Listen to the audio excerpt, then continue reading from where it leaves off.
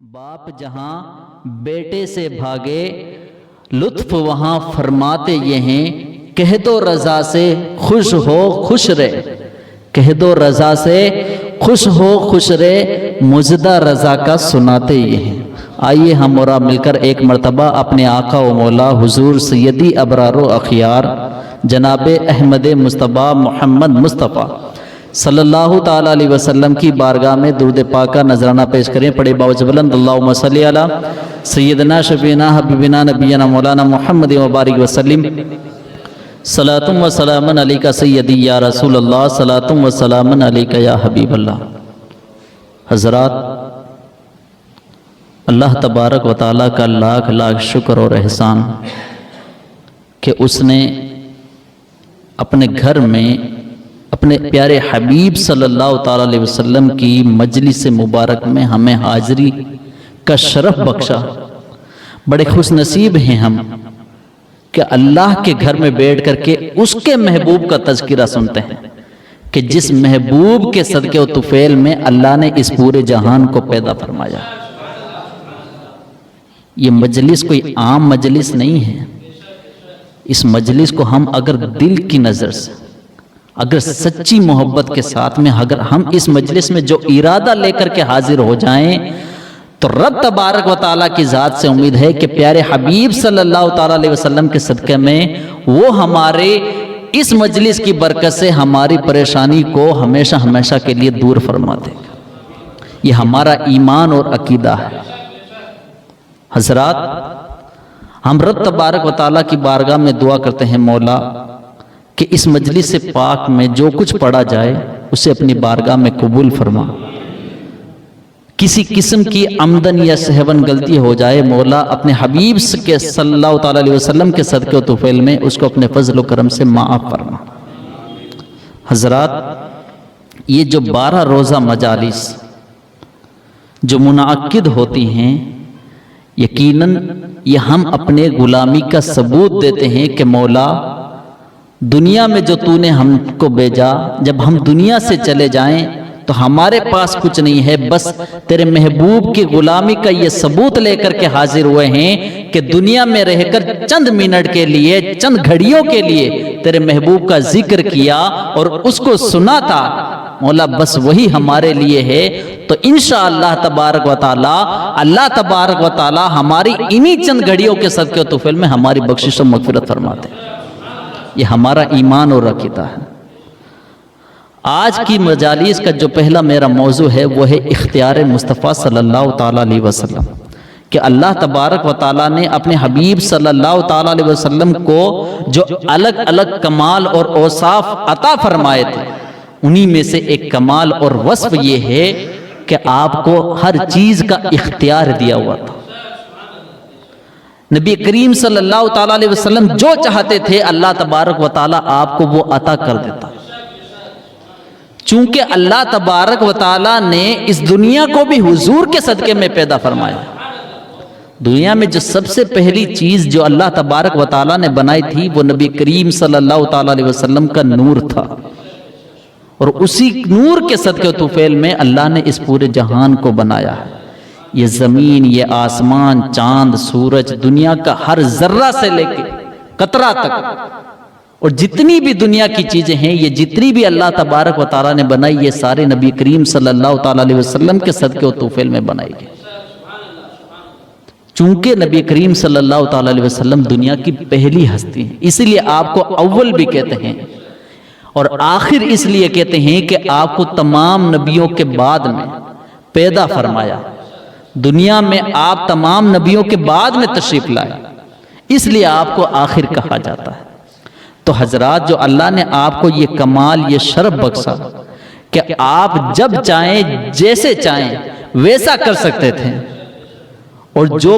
قرآن و حدیث کے مطابق جن چیزوں سے منع کیا گیا ہے اور جو چیزیں حلال کی گئی ہیں، یہ بھی نبی کریم صلی اللہ تعالیٰ علیہ وسلم کو اختیار دیا ہوا تھا کہ آقا صلی اللہ تعالیٰ علیہ وسلم چاہیں تو جس چیز کو چاہیں حلال کر دیں اور جس چیز کو چاہیں حرام کر دیں،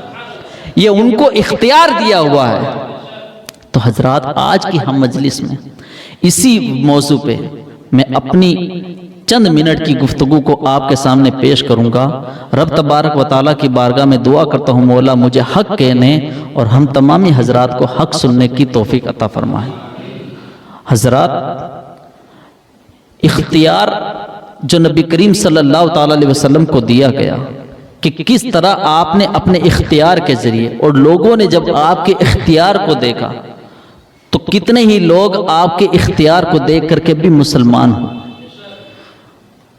بہت سارے کمال و اوصاف نبی کریم صلی اللہ تعالیٰ علیہ وسلم کو عطا ہوئے ہیں۔ حضرات، انہی میں سے آئیے میں آپ کے سامنے بیان کروں۔ حضرت انس بن مالک رضی اللہ تعالیٰ آپ کی والدہ محترمہ فرماتی ہیں کہ میری والدہ نے مجھ سے کہا کہ اے انس، جب نبی کریم صلی اللہ تعالیٰ علیہ وسلم، جس وقت نبی کریم صلی اللہ تعالیٰ علیہ وسلم کا حضرت زینب رضی اللہ تعالیٰ عنہا کے ساتھ نکاح ہوا تو حضرت انس بن مالک رضی اللہ تعالیٰ عنہ فرماتے ہیں کہ میری والدہ نے مجھ سے کہا اے انس، کیا ہم نبی کریم صلی اللہ تعالیٰ علیہ وسلم کو اس نکاح کی مبارک حسین موقع پر کچھ تحفہ نہ پیش کیا جائے؟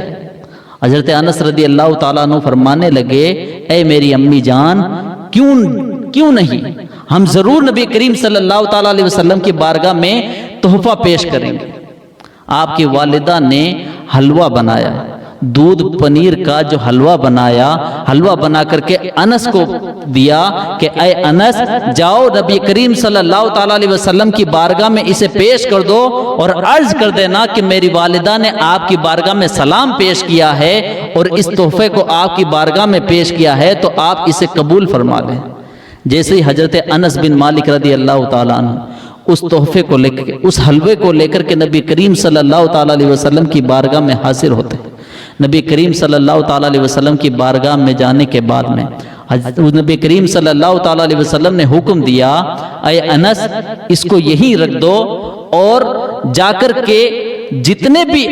تمہیں شخص ملیں، جتنے بھی صحابہ ملیں، ان کو یہ اعلان کر دو کہ تمہیں نبی کریم صلی اللہ تعالیٰ علیہ وسلم نے بلایا ہے۔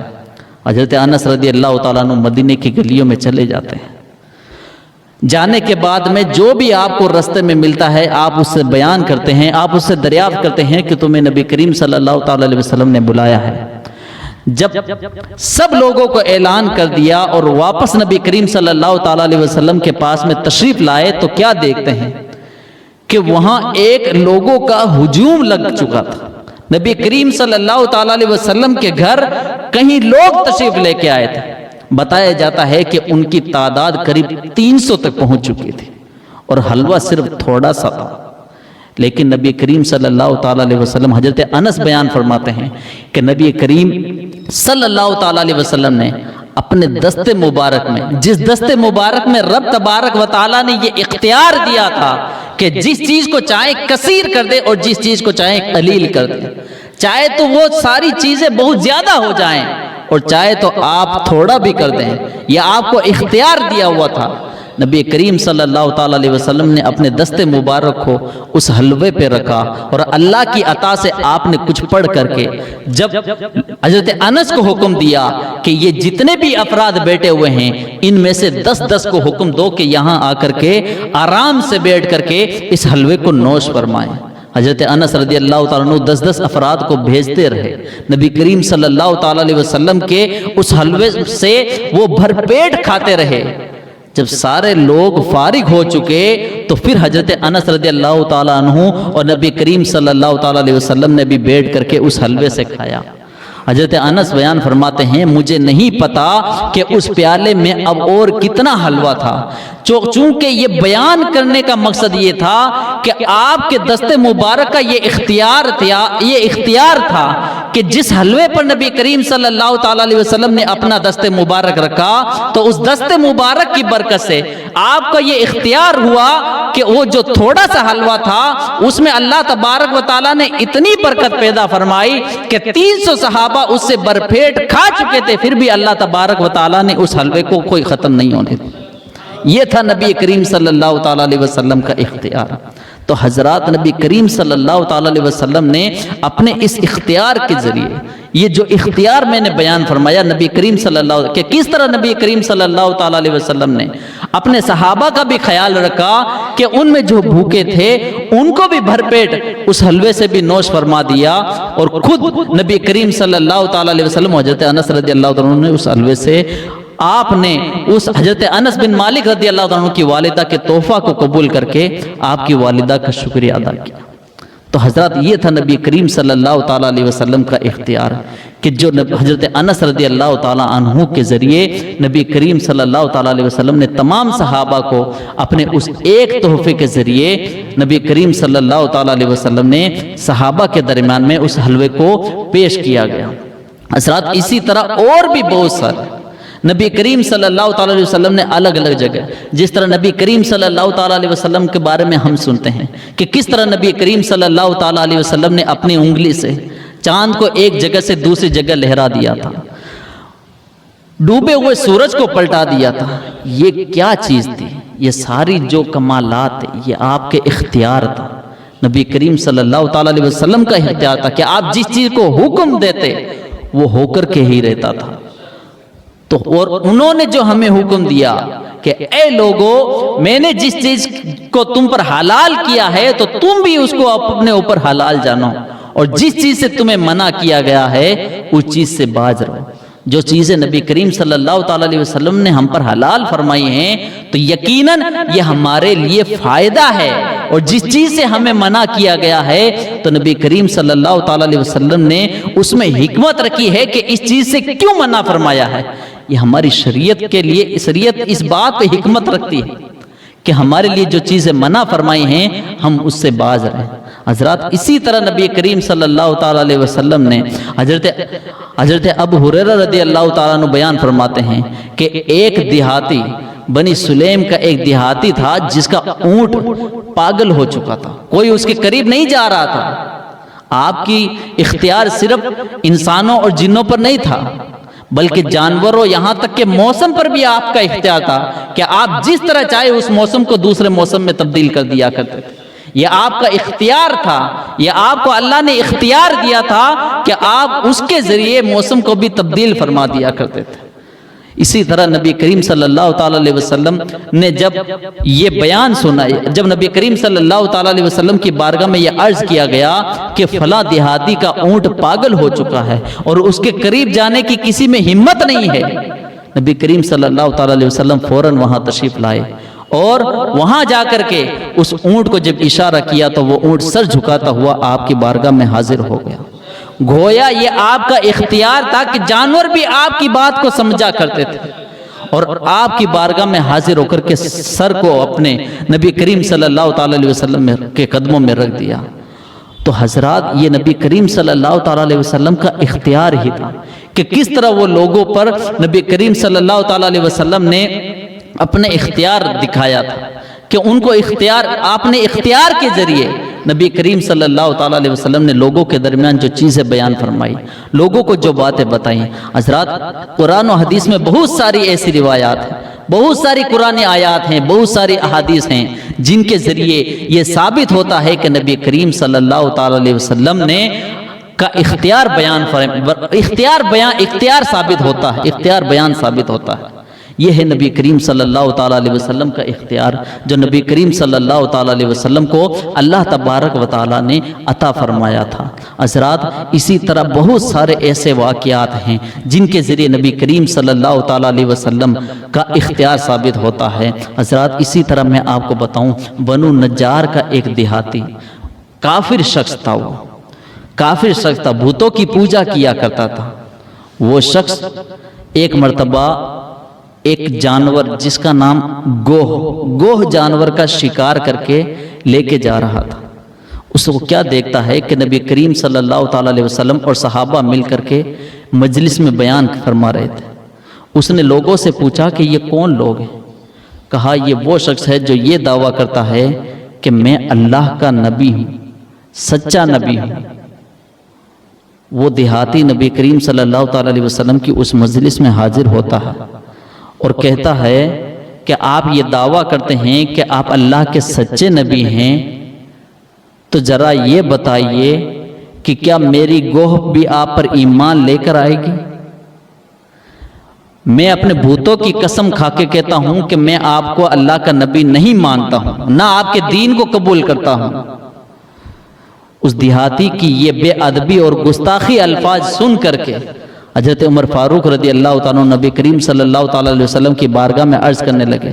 یا رسول اللہ، اگر آپ حکم دیں تو میں اس کا سر قلم کر دوں۔ نبی کریم صلی اللہ تعالیٰ علیہ وسلم نے بیان فرمایا، ارشاد فرمایا، اے عمر، انبیاء کے اوصاف میں ایک وصف یہ بھی ہے کہ وہ درگزر کر دیں، کسی کی بات کو درگزر کر دیں اور اس پر صبر کریں۔ نبی کریم صلی اللہ تعالیٰ علیہ وسلم نے اس سے کہا کہ آخر تمہیں کس چیز نے اس بات پر غالب کیا کہ تم نے اس ہماری مجلس میں آ کر کے اس طرح گستاخی کی؟ تو کہا، میں تمہارے دین کو نہیں مانتا ہوں، اگر تم اللہ کے سچے نبی ہو تو اگر میرے یہ گوہ، اس نے اپنے آستین سے اس جانور کو نکال کر کے کہا، اگر یہ گواہی دے دے کہ آپ اللہ کے سچے نبی ہیں تو میں آپ پر ایمان لے آؤں گا۔ جب اس نے اس جانور کو نکالا، نبی کریم صلی اللہ تعالیٰ علیہ وسلم نے اس سے کہا، اس گو کی طرف متوجہ ہو کر کے کہا کہ اے گو، ذرا یہ بتا کہ میں کون ہوں؟ تو وہ گو فوراً اللہ کے حکم سے بولنے لگی کہ آپ اللہ کے سچے نبی ہیں، جس نے آپ کی پیروی کی وہ کامیاب ہو گیا، اور جس نے آپ کو جھٹلا دیا وہ یقیناً ناگوار ہو گیا۔ جب اس کی یہ گفتگو سننی تھی تو جتنے بھی مجلس میں لوگ حاضر تھے ساری اس کی گفتگو کو دیکھ کر حیران رہ گئے، اور اس دیہاتی نے بھی جب اس جانور کو بولتے ہوئے دیکھا، اس بولی کو سمجھا، تو نبی کریم صلی اللہ تعالیٰ علیہ وسلم کے ہاتھوں میں فوراً اسلام کا کلمہ پڑھ کر کے مسلمان ہو گیا، اور کہنے لگا، یا رسول اللہ، آج سے پہلے میں نے آپ سے زیادہ نفرت کسی سے نہیں کی تھی، لیکن جیسے ہی اس معجزے کے بعد میں آپ کی بارگاہ میں یہ عرض کرتا ہوں کہ اللہ نے یقیناً آپ کو سچا نبی بنا کر کے اس دنیا میں پیدا فرمایا ہے۔ پھر نبی کریم صلی اللہ تعالیٰ علیہ وسلم نے اس کو سورہ فاتحہ اور سورہ اخلاص کی تلاوت سکھائی۔ سورہ فاتحہ جیسے ہی اس نے پڑھی، سورہ اخلاص کی جیسے ہی اس نے تلاوت کی، فوراً وہ کہنے لگا، یا رسول اللہ، یقیناً یہ بات، یہ جو کلام ہے یہ اللہ کا سچا کلام ہے۔ ایسا فصیح و بلیغ کلام آج تک دنیا میں نے نہ کبھی دیکھا ہے نہ کبھی سنا ہے۔ یہ ایسی باتیں بتا کر کے وہ نبی کریم صلی اللہ تعالیٰ علیہ وسلم کا سچا غلام بن گیا۔ تو حضرات، یہ جو نبی کریم صلی اللہ تعالیٰ علیہ وسلم کا اختیار تھا کہ انہوں نے اپنے اس اختیار کے ذریعے اس جانور سے بھی یہ کہہ دیا، اس جانور نے بھی یہ کہہ دیا کہ یقیناً آپ اللہ کے سچے نبی ہیں اور اللہ کے سچے رسول ہیں۔ یہ تھا نبی کریم صلی اللہ تعالیٰ علیہ وسلم کا اختیار، کہ کس طرح نبی کریم صلی اللہ تعالیٰ علیہ وسلم نے اللہ کے اس حکم کو مانا، کس طرح اللہ کے نبی کریم صلی اللہ تعالیٰ علیہ وسلم کے اس حکم کو مان کر کے جانور بھی آپ کے تابع ہوا کرتے تھے۔ صرف آپ جنوں، شریر انسانوں اور شریر جنوں کے علاوہ دنیا کی ہر چیز آپ کو اللہ کا سچا نبی اور سچا رسول مانتی ہے۔ حضرات، اسی طرح اور بھی بہت ساری روایات ہیں کہ جن کے ذریعے نبی کریم صلی اللہ تعالیٰ علیہ وسلم نے، یہی انس بن مالک، حضرت انس بن مالک رضی اللہ عنہ، کہ جن کی والدہ محترمہ جب آپ کو نبی کریم صلی اللہ تعالیٰ علیہ وسلم کی بارگاہ میں لے کر حاضر ہوئی تھی کہ یا رسول اللہ، یہ میرا بیٹا ہے، اس کو اپنا خادم بنا لیجئے اور اس کے حق میں آپ دعا فرما دیجئے۔ نبی کریم صلی اللہ تعالیٰ علیہ وسلم نے حضرت انس بن مالک رضی اللہ تعالیٰ عنہ کے لیے دعا کے لیے ہاتھ اٹھائے اور دعا فرمائی کہ اے اللہ، انس کے مال میں خوب برکت عطا فرما، اس کی اولاد میں بھی خوب برکت عطا فرما، اور اس کی زندگی میں بھی خوب برکت عطا فرما۔ جیسے ہی آپ نے حضرت انس کے لیے یہ دعائیں کی، فوراً اللہ تبارک و تعالیٰ نے آپ کی دعا کو قبول فرما لیا۔ بتایا جاتا ہے کہ ایک سال میں باقی عام باغات میں ایک بار پھل اگتا تھا، لیکن حضرت انس بن مالک رضی اللہ تعالیٰ عنہ کے لیے جو نبی کریم صلی اللہ تعالیٰ علیہ وسلم نے دعا فرمائی تھی، اس کا اثر یہ ہوا کہ حضرت انس بن مالک رضی اللہ تعالیٰ عنہ کے باغات میں سال میں 2 مرتبہ پھل اگا کرتے تھے۔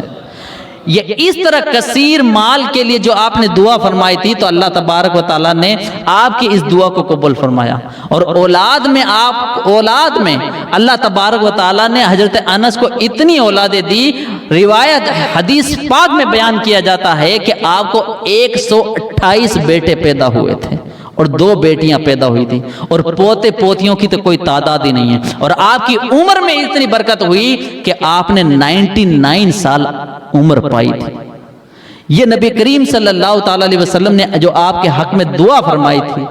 کہ کس طرح نبی کریم صلی اللہ تعالیٰ علیہ وسلم کی اس دعا کی برکت سے حضرت انس بن مالک رضی اللہ تعالیٰ عنہ کے مال میں بھی اضافہ ہوا ہے، اولاد میں بھی اضافہ ہوا ہے، اور اللہ تبارک و تعالیٰ نے ان کی عمر میں بھی اضافہ کر دیا تھا۔ حضرات، یہ تھے حضرت انس بن مالک رضی اللہ تعالیٰ عنہ کہ جن کے لیے نبی کریم صلی اللہ تعالیٰ علیہ وسلم نے ایسا اختیار دیا کہ جب انہوں نے انس کے لیے ہاتھ اٹھائے تو اللہ نے ان کے لیے بھی انس کے مال میں بھی برکت عطا فرمائی ہیں، ان کے اولاد اور جائیداد، ان کی عمر میں بھی برکت عطا فرمائی ہیں۔ تو حضرات، اسی طرح اور بھی بہت ساری روایات ہیں، بہت سارے ایسے احادیثیں ہیں، قرآن کی آیتیں ہیں کہ جن کے ذریعے نبی کریم صلی اللہ تعالیٰ علیہ وسلم نے نبی کریم صلی اللہ تعالیٰ علیہ وسلم کا اختیار بیان فرمایا ہے۔ بہت ساری ایسی روایات اٹھا کر کے دیکھیں، ہاں ہم بہت ساری ایسی احادیث مبارکہ ہیں کہ جن کے ذریعے نبی کریم صلی اللہ تعالیٰ علیہ وسلم میں خود نبی کریم صلی اللہ تعالیٰ علیہ وسلم بہت ساری بہت ساری احادیث میں بھی خود نبی کریم صلی اللہ تعالیٰ علیہ وسلم بیان فرماتے ہیں کہ انا قاسم یؤتی بہ اللہ، یعنی میں بانٹنے والا ہوں، اللہ عطا کرنے والا ہے۔ یقیناً اللہ تبارک و تعالیٰ نے آپ کو قاسم بنا کر کے اس دنیا میں بھیجا ہے کہ اللہ اپنے اس نبی کریم صلی اللہ تعالی علیہ وسلم کے صدقے و طفیل میں ساری چیزیں بندوں کو عطا فرماتا ہے۔ وہ جو چاہیں تو سب کچھ ہو سکتا ہے، اور اگر وہ جس چیز سے منع کر دیں تو وہ ہرگز نہیں ہو سکتا ہے۔ یہ نبی کریم صلی اللہ تعالی علیہ وسلم کی عطا تھی۔ یقیناً یہ نبی کریم صلی اللہ تعالی علیہ وسلم کا اختیار تھا جو اللہ تبارک و تعالی نے آپ کو عطا فرمایا تھا۔ حضرات، ہمیں یہ چاہیے کہ ہم بھی نبی کریم صلی اللہ تعالی علیہ وسلم کے کمال و اوصاف کو اچھی طرح مانیں، ان کے اوصاف کے بارے میں پڑھیں، نبی کریم صلی اللہ تعالی علیہ وسلم کی زندگی کے بارے میں پڑھیں کہ کس طرح نبی کریم صلی اللہ تعالی علیہ وسلم نے اس دنیا میں رہ کر کے اپنی زندگی کو گزارا ہے، کس طرح نبی کریم صلی اللہ تعالی علیہ وسلم نے ہمیں یہ درس دیا ہے کہ لوگوں، جب تک دنیا میں جیو تو اپنی زندگی کو اسلام اور اللہ اور اس کے رسول کے حکم پر چل کر کے زندگی گزارو۔ یقیناً تمہارا یہی زندگی گزارنا دنیا میں بھی کامیاب بناتا ہے اور آخرت میں بھی کامیاب بناتا ہے۔ اللہ تبارک و تعالیٰ کی بارگاہ میں دعا ہے، مولا کہنے یا سننے میں کسی قسم کی غلطی ہوئی ہو اس کو اپنے فضل و کرم سے معاف فرما۔ استغفر اللہ ربی من کل ذنب واتوب الیہ وما علینا الا البلاغ۔ السلام علیکم ورحمۃ اللہ وبرکاتہ۔ مصطفیٰ جان